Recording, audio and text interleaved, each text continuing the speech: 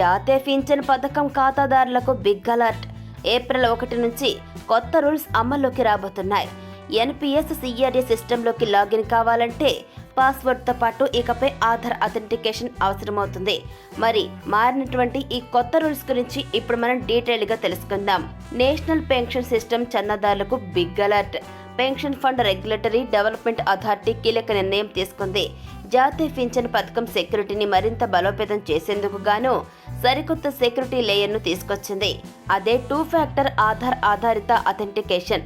CRA సిస్టంలో password సాయంతో login అయ్యే వినియోగదారులకు ఈ న్యూ రూల్ వర్తించనుంది. తప్పనిసరిగా వారు ఆధార్ ఆధారిత అథెంటికేషన్తోనే లాగిన్ కావాల్సి ఉంటుంది. ఇక న్యూ రూల్స్ వచ్చే నెల నుంచి అంటే ఏప్రిల్ 1, 2024 నుంచి అమల్లోకి రాబోతున్నాయి. ఈ మేరకు మార్చి 15, 2024న ఓ సర్క్యులర్ జారీ చేసింది PFRDA. ఇకపోతే PFRDA తీసుకొచ్చిన ఈ కొత్త సెక్యూరిటీ లేయర్ ద్వారా పలు బెనిఫిట్స్ ఉన్నాయని చెప్పుకోవచ్చు. 2 ఫ్యాక్టర్ విధానం అనేది సిఆర్ఏ సిస్టమ్ను గుర్తు తెలియని వ్యక్తులు యాక్సెస్ చేసే రిస్క్ను గణనీయంగా తగ్గిస్తుంది. అలానే ఈ అదనపు సెక్యూరిటీ లేయర్ అనేది ఎన్పీఎస్ ట్రాన్సాక్షన్లు సురక్షితంగా అంటే సేఫ్గా నిర్వహించేందుకు హెల్ప్ అవుతుంది. అలాగే ఖాతాదారులు భాగస్వాముల ప్రయోజనాలను కూడా కాపాడుతుంది.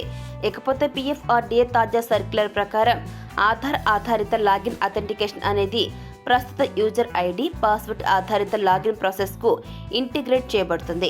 దీని ద్వారా central record keeping agency system access చేసేందుకు 2 ఫ్యాక్టర్ అథెంటికేషన్ అనేది అవసరమవుతుంది. దీంతో డబుల్ లేయర్ ప్రొటెక్షన్ ఉంటుంది. ప్రస్తుతానికి కేంద్ర రాష్ట్ర ప్రభుత్వాల ఆధ్వర్యంలోని నోడల్ ఆఫీసర్లు వారి అనుబంధ అటానమస్ సంస్థలు పాస్వర్డ్ ఆధారిత లాగిన్ ద్వారా సిఆర్ఏ సిస్టమ్ యాక్సెస్ చేస్తున్నారు. ఎన్పీఎస్ ట్రాన్సాక్షన్లు నిర్వహించేందుకు గాను యూజర్ నేమ్ పాస్వర్డ్ ఎంటర్ చేసి సిఆర్ఏ సిస్టమ్ యాక్సెస్ చేస్తున్నారు. ఇకపై పాస్వర్డ్తో పాటుగా ఆధార్ అథెంటికేషన్ కూడా పూర్తి చేయాల్సి వస్తుంది. అప్పుడు లాగిన్ సక్సెస్ఫుల్గా అవుతుంది. ఈ మార్పులకు సంబంధించి వివరణాత్మకం స్టాండర్డ్ ఆపరేటింగ్ ప్రొసీజర్ని ప్రభుత్వ నోడల్ ఆఫీసులకు సిఆర్ఏ తెలియజేయనుంది.